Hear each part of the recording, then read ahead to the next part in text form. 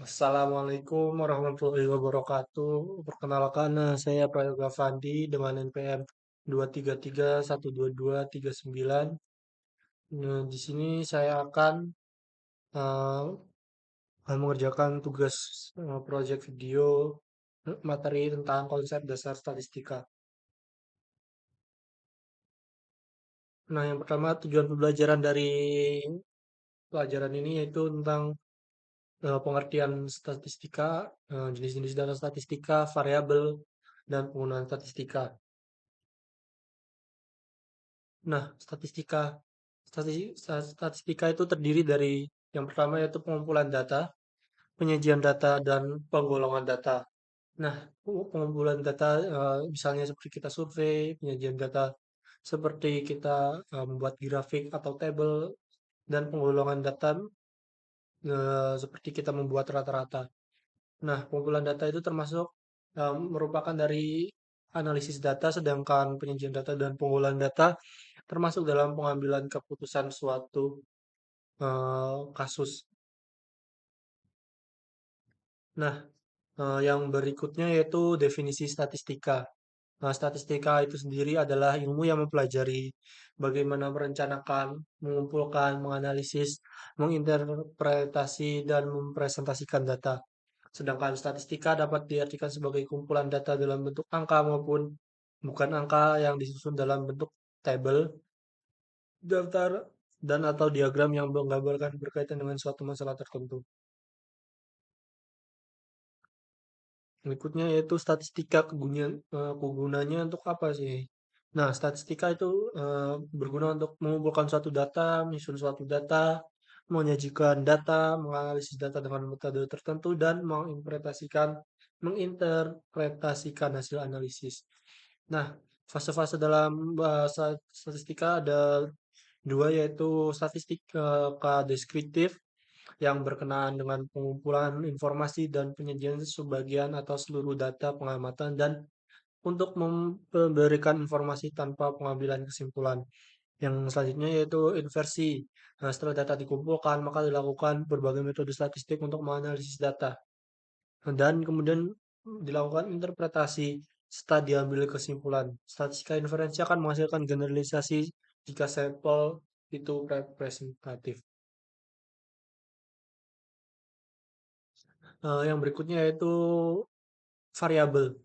Variabel berasal dari kata-kata vary dan able.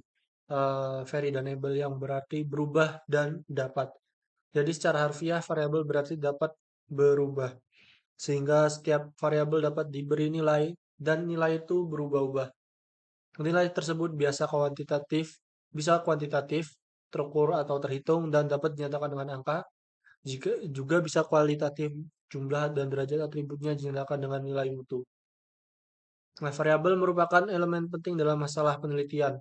Dalam statistika, variabel didefinisikan sebagai konsep, kualitas, karakteristik, atribut, atau sifat-sifat dari suatu objek, orang, benda, tempat, dan lain-lain yang nilainya berbeda-beda antara suatu objek dengan objek lainnya dan sudah ditetapkan oleh peneliti untuk dipelajari dan ditarik kesimpulannya.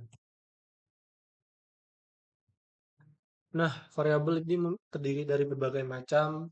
Yang pertama itu ada variabel independen, bebas, merupakan variabel yang mempengaruhi atau menjadi sebab perubahannya. Variabel dependen, yang kedua yaitu adalah variabel dependen, terikat, merupakan variabel yang dipengaruhi atau yang menjadi akibat perubahannya. Yang terakhir itu ada variabel moderating. Variabel moderating merupakan variabel yang mempengaruhi, memperkuat, dan memperlemah hubungan antara variabel bebas dan terikat. Nah, dalam satu kasus kita eee, di sini ada sebuah contoh studi kasus, judul sebuah studi kasus untuk statistika. Ada beberapa contoh yang di sini, yaitu analisis kualitas pelayanan terhadap kepuasan konsumen dalam pembayaran tagihan iuran sampah, studi kasus pada pelayanan iuran sampah di perumahan X gitu. Yang contoh kedua yaitu analisis pengaruh kelemahatan fasilitas terhadap kepuasan pasien rawat inap di rumah sakit X, kota X. Yang berikutnya, contohnya analisis tingkat kepuasan pelanggan terhadap kualitas pelayanan customer service di aplikasi X gitu. Nah, yang selanjutnya yaitu kita akan belajar tentang jenis-jenis statistika. Jenis-jenis statistika ada 4, yaitu orientasi pembahasan berdasarkan fase tujuan analisanya, dilihat dari asumsi mengenai distribusi populasi yang dianalisis dan berdasarkan jumlah variabel terikat. Yang pertama itu berdasarkan orientasi pembahasan, ada dua eh, ada dua jenis di sini tentang statistika matematik dan statistika terapan. Dan sedangkan berdasarkan fase atau tujuan analisanya, statistik deskriptif, statistika inferensial. Ketiga, ada dua jenisnya, yaitu statistika parametrik dan non-parametrik, sedangkan berdasarkan jumlah variabel terikat, ada dua, yaitu statistika univariat dan multivariat. Nah, yang berikutnya kita akan belajar tentang data. Data terbagi atas dua jenis data, yaitu data kualitatif dan data kuantitatif. Data kualitatif sendiri itu adalah data yang dinyatakan dalam bentuk bukan angka. Contohnya jenis pekerjaan, nama, status marital, tingkat kepuasan kerja. Sedangkan data kuantitatif adalah data yang dinyatakan dalam bentuk angka. Contohnya usia, nomor NPM, nomor kartu keluarga, nomor handphone, hasil ulangan, nilai hasil ulangan, dan sebagainya. Nah, data itu ada dua jenis, yaitu data kualitatif dan data itu ya betul, kualitatif dan kuantitatif.